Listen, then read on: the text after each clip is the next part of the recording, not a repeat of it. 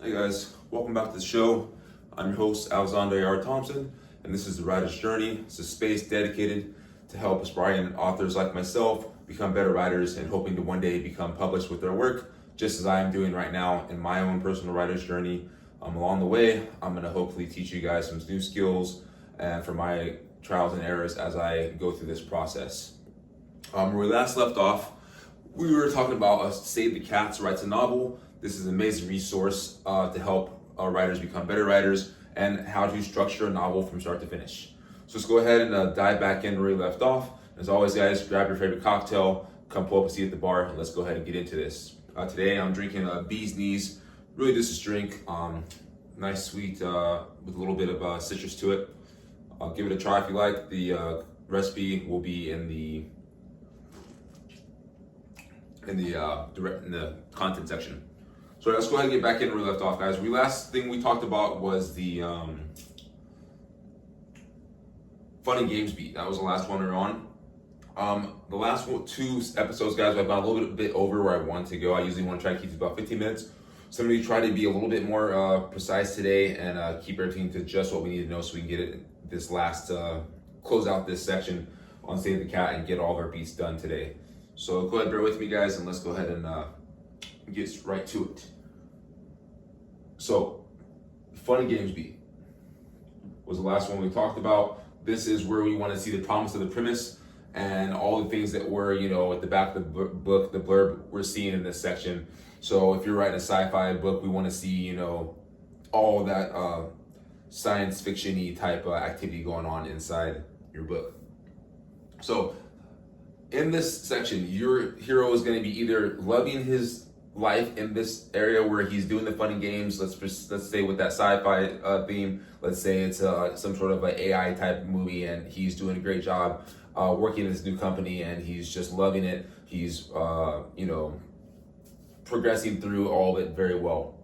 Well, when you get to the midpoint, which is our next signpost or the next section of the Save the Cats, you're going to continue on with that theme. So let's say the character was thriving, then you're going to have what's called a false victory. In this section, you're going to have either a false victory or a false defeat. So let's go ahead and read this straight from the book, guys, exactly what we expect here. So the midpoint, literally the middle of the novel, where the fun and games beat culminates into either a false victory, as I was saying, or the hero thus far succeeding, or a false defeat, where the hero thus far has been floundering.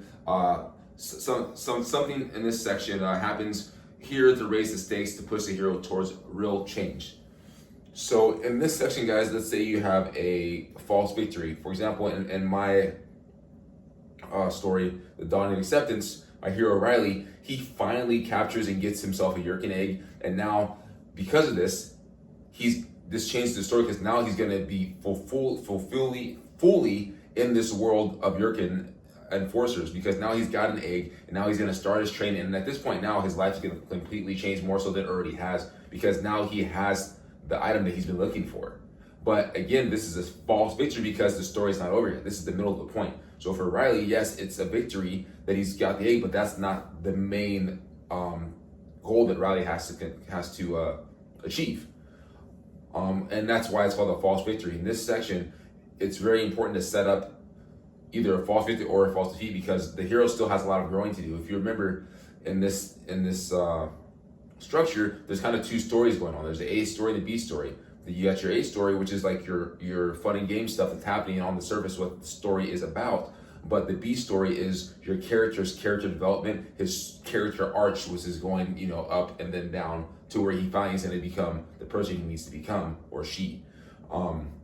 So that's why it's very important that we understand that this middle section, it seems like a victory, it seems like the person has won, or it seems like the person has lost. But at the end of the day, they haven't achieved what that ultimate goal is, and that's to become whatever it is that your character's supposed to be going to. Rather than, for my case, my character, he's got low self-esteem, he has imposter syndrome, and he doesn't believe that he's worthy of the power and the title that has been bestowed upon him. So until he realizes that and believes himself, the story's not going to be over. So even though he's accomplished, one of the main goals of getting the Yurkin egg, the story's not there yet. But it definitely is in the midpoint. As I said, it's going to push the story further into where it needs to go. So keep that in mind. So let's go ahead and move on to the next beat, guys. This one's beat number 10, bad guys closing in. This should take place in about 50 to 75% of the story.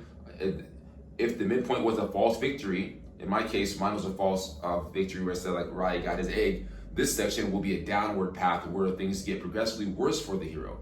If the midpoint was a false defeat, then this section will be an upward path. So it's the opposite of where you were during your fun and games. Like I said, in my fun and games, he was progressing towards his goal, and ultimately he gets his own personal goal, which he thought, was what he needed to become the next step in his path.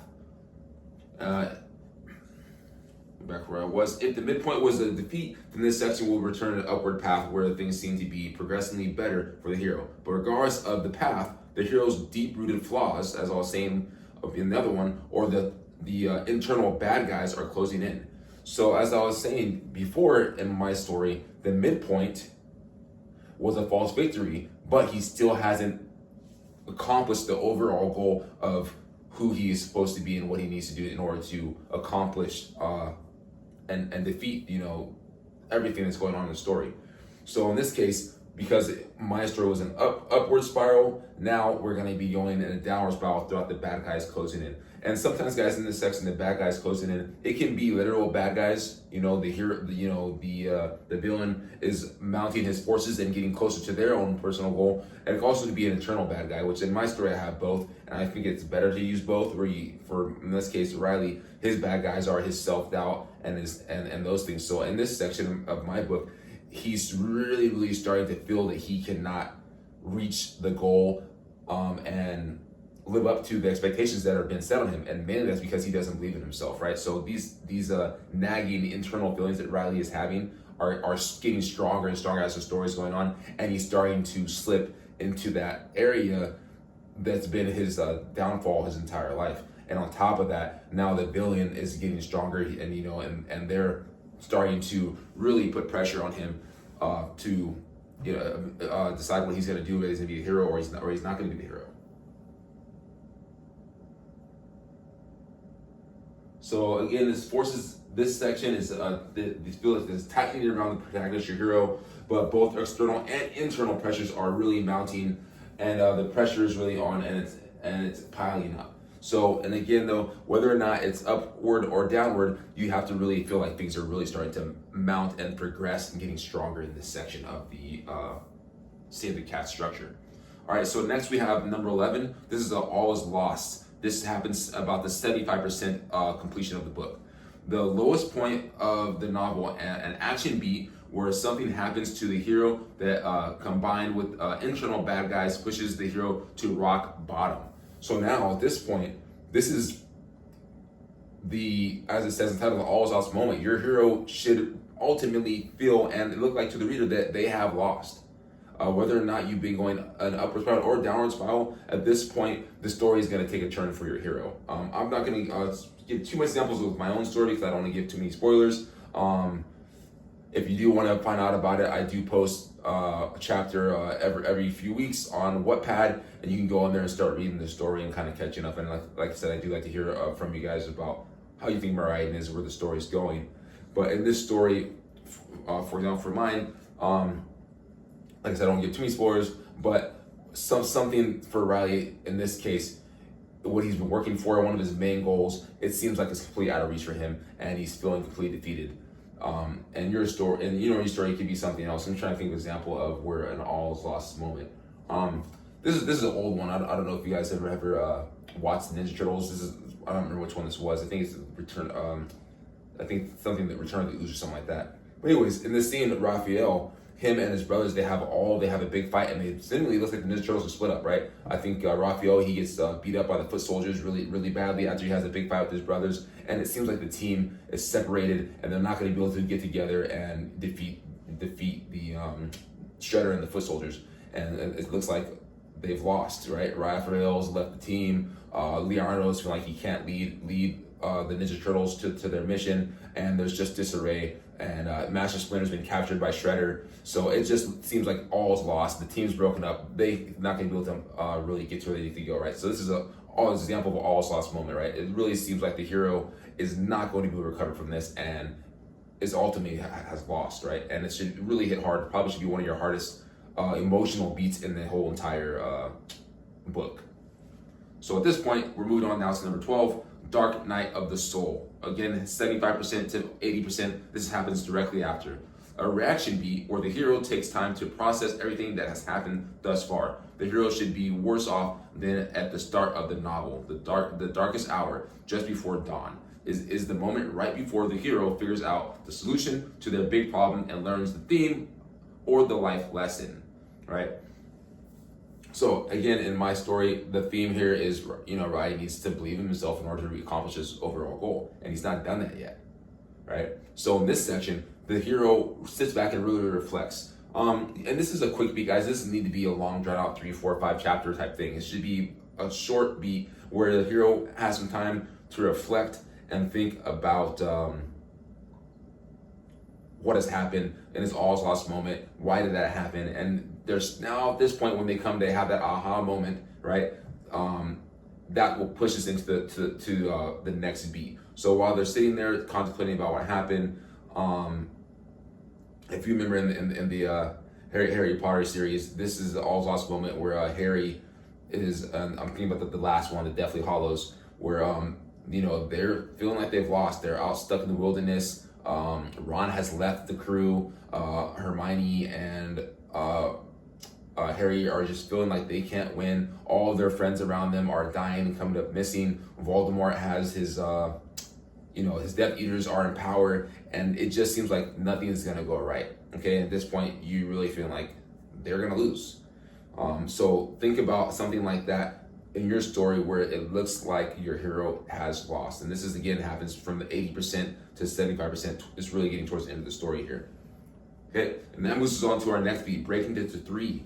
This is known as the aha moment, as I was alluding to earlier. So after that section where he's or she is debating and having that moment of clarity, they realize suddenly, I have been going about this all wrong, and the theme of the story, whatever your theme was, they are starting to realize it. And again, I'll give you down from my story. The theme is here, this to believe in yourself and have determination, never give up, right? Well, in this section, my hero Riley is starting to realize that he has been the solution to his own problem the whole time, and all he needs to do is have faith that he has what it takes to accomplish and be the hero that everyone expects him to be.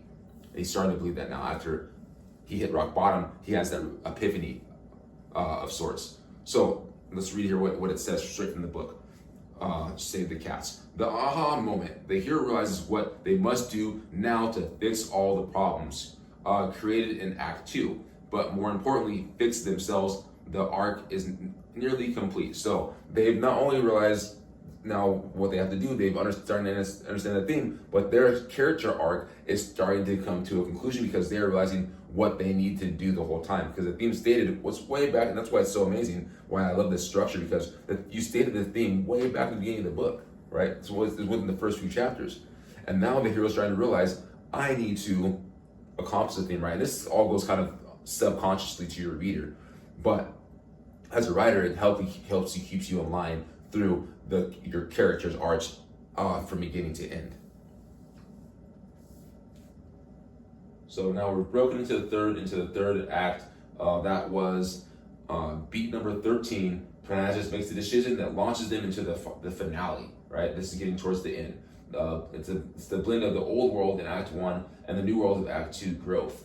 So it's the character's growth from Act 1 to Act 2. She's had some moments that have really pushed them to the edge, in the case with the All's Lost moment, to the rock bottom, and they finally have been enough things have happened to them that they realize what they need to do. And another thing that tends to happen, what you might see a lot of times in Act 3, the hero a lot of times will return back home to their status quo world of Act 1, right?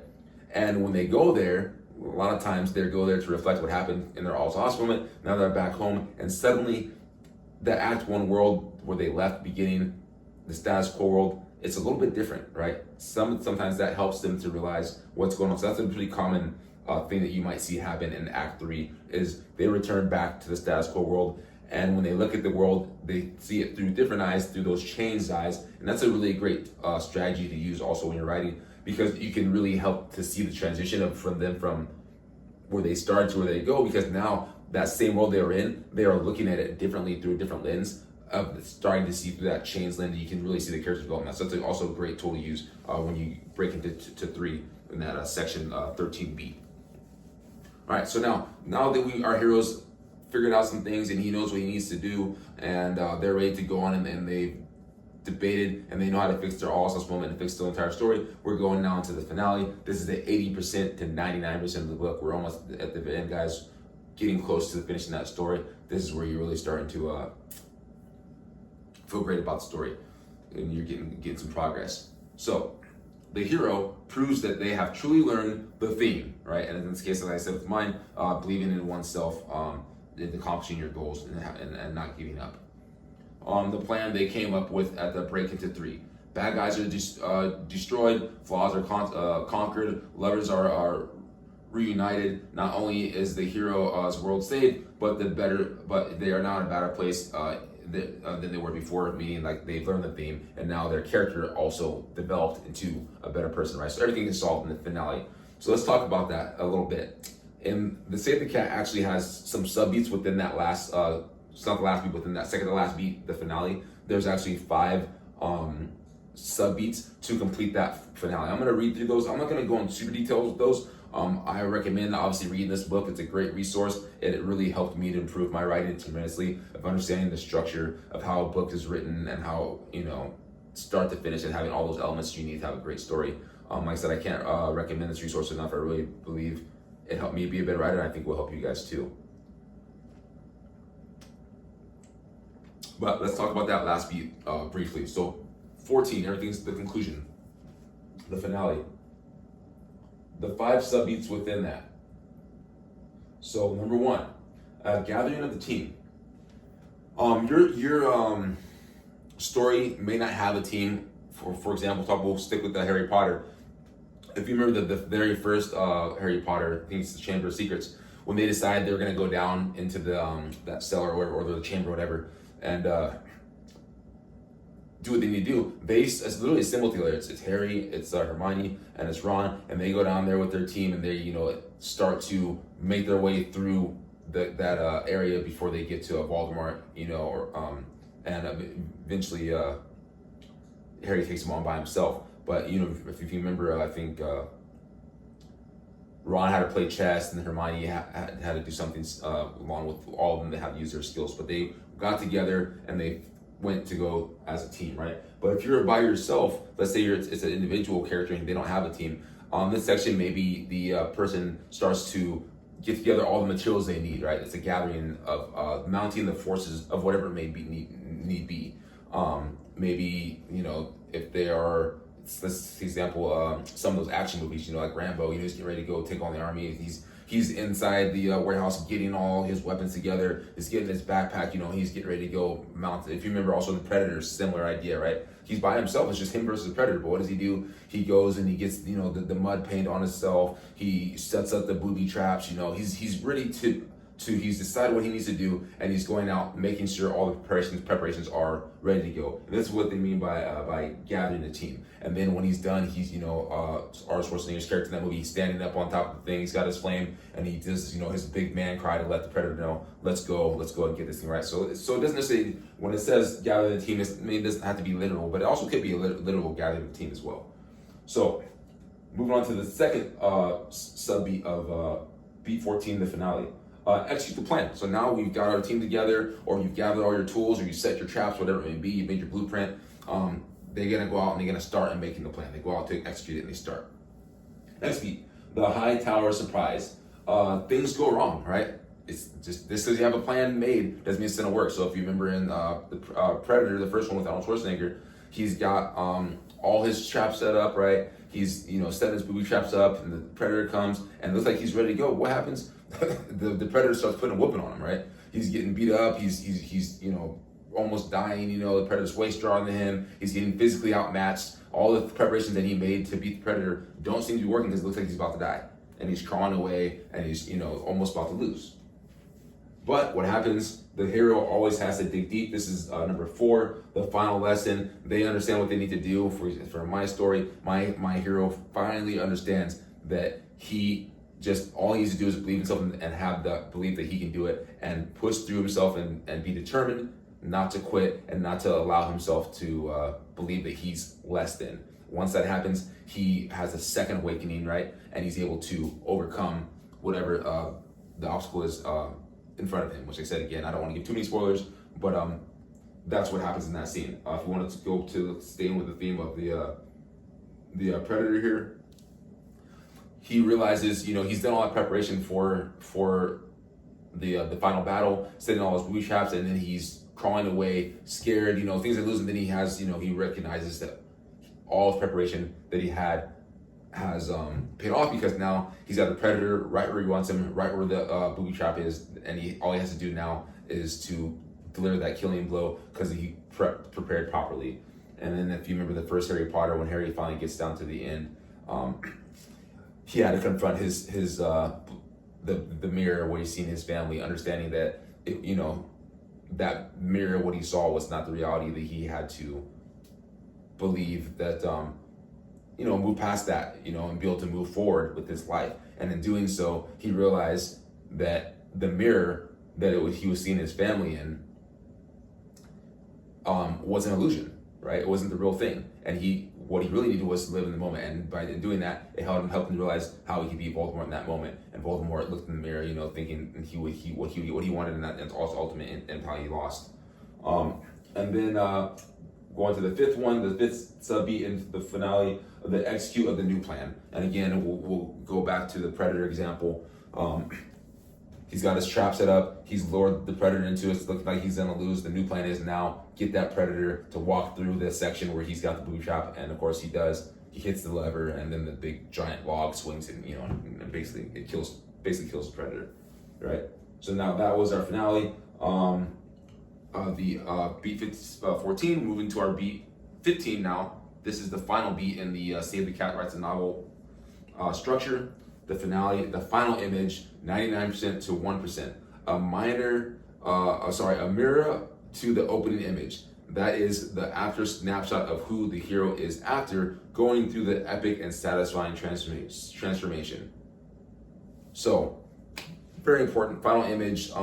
You want to know where the hero has gone. In the beginning of my story, my hero was filled with self-doubt, didn't believe in himself. He had low self-esteem, didn't think he deserved to be a hero, or he had imposter syndrome, didn't think he belonged to be there.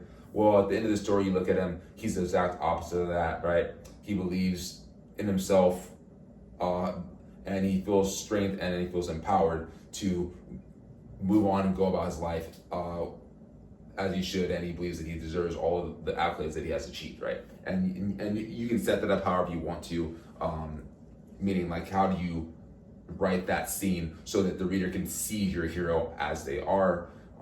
Like I said, I really think a good tool to use is have that hero go back to their status 1 world, because then those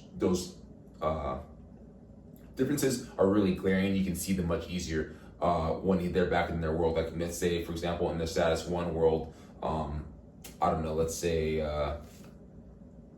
let's say they were a very selfish person, right? They would walk by a child and that was suffering, or a homeless person, and just walk by and ignore them. Well, maybe now they've gone back to their same home where the people that are around him are dirty or homeless, whatever it may be, and he walks by that same type of person, instead of just ignoring them, offers them a job or offers them some sort of help, and and that's how the scene ends. Then you see that big transition, that difference, right? But that's just an example. Of course, with your story, you can do it many different ways, but again, guys, so that wraps us up for the Save the Cat Writes a Novel.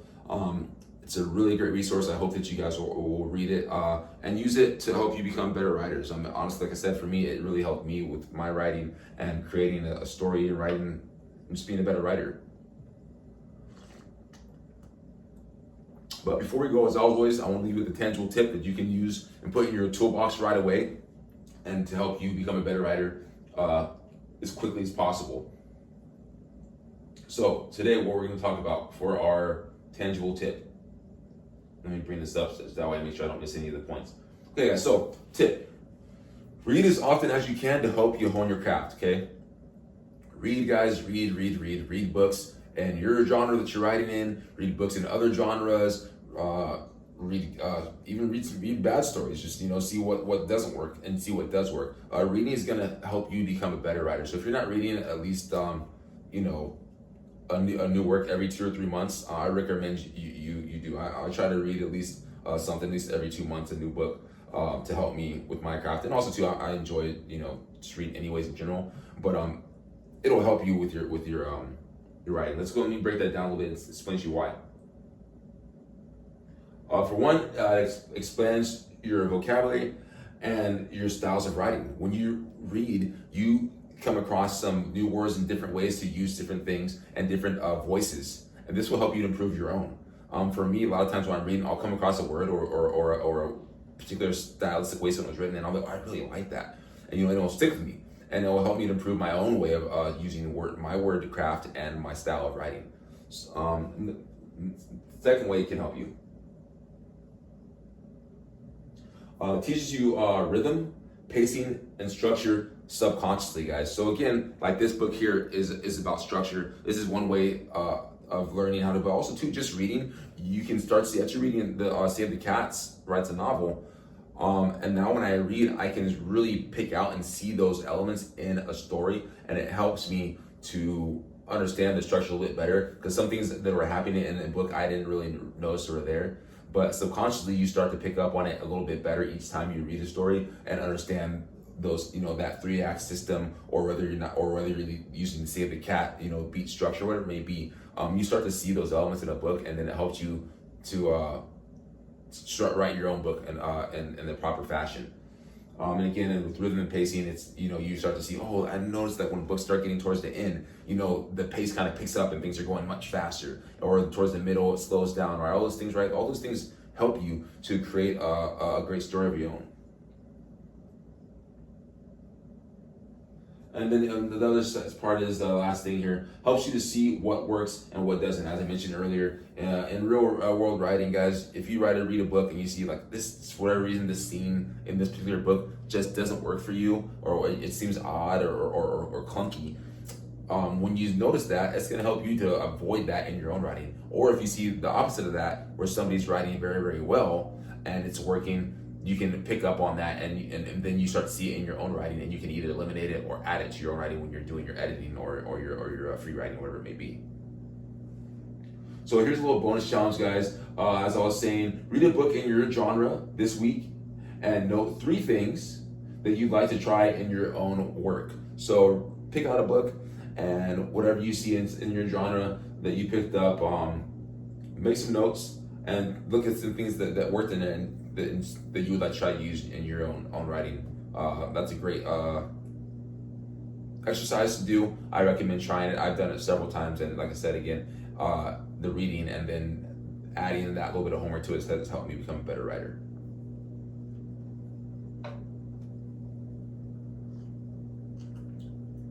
So that concludes the show today, guys. When we pick up on our next episode, guys, we are going to be looking at heroes and villains, our protagonists and our antagonists, guys.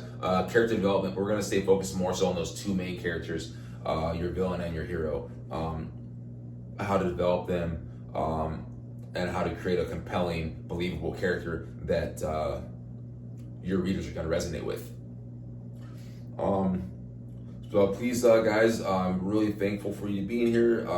Please engage with the show.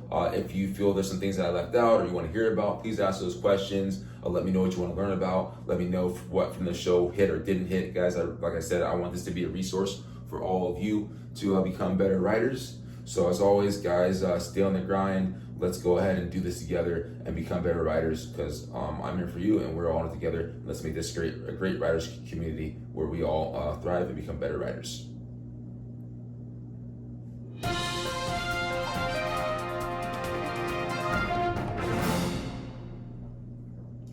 All right, so what's going on with me on my own personal writer's journey? As we said before, I submitted some query letters. It's been about 3 months since then. I haven't got any new notices. I think I got 3 responses back. All 3, 2 of them were form rejections, generic ones, and then 1 was actual personal written one, which I appreciate the person that took the time to write that and let me know, what they felt about the book. Any feedback like that is I think really great.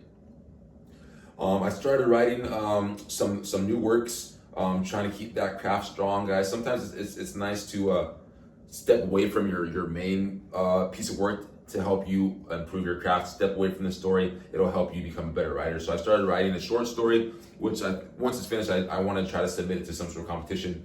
It's a sci-fi horror, completely different than something I've written before, and it's a short story. I'm trying to keep it under 5,000 words, which is becoming very challenging for me. But like I said, it's good to help me with my writing craft and toning, refining it. And the other story I'm writing, it's a standard length novel. It's going to be an action kind of crime thriller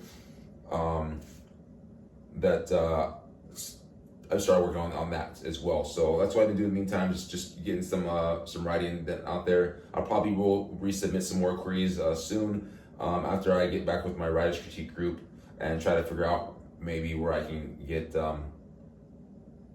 improve my story. The one person did write back. He said that the story just didn't resonate with them as much as they would have liked. So I think they enjoyed the premise and they were caught by the hook, but then it just didn't pull them in like they wanted it to. So I gotta try to get back and figure out why that is.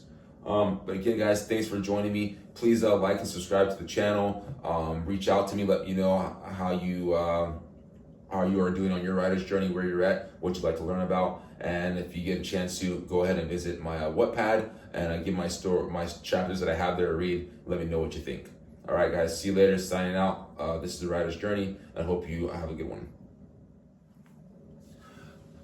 And guys, just a little quick note also. It went over again 15 minutes. You know what? I'm thinking I just can't get it done in 15 minutes. I just have so much information that I always want to give you guys. And I try to go through as fast as I can. And each show has been over 50 minutes for that very, very first one. So I'm just going to go with it. The shows are long as they're going to be. I don't probably think they'll be over 20 or 30 minutes. Always will strive for that 15-minute mark. But bear with me, I haven't quite hit it yet as I'd like to, but hopefully you feel that even if it's going over 50 minutes, it's all things that you can use and you're enjoying the show as it goes. All right, peace.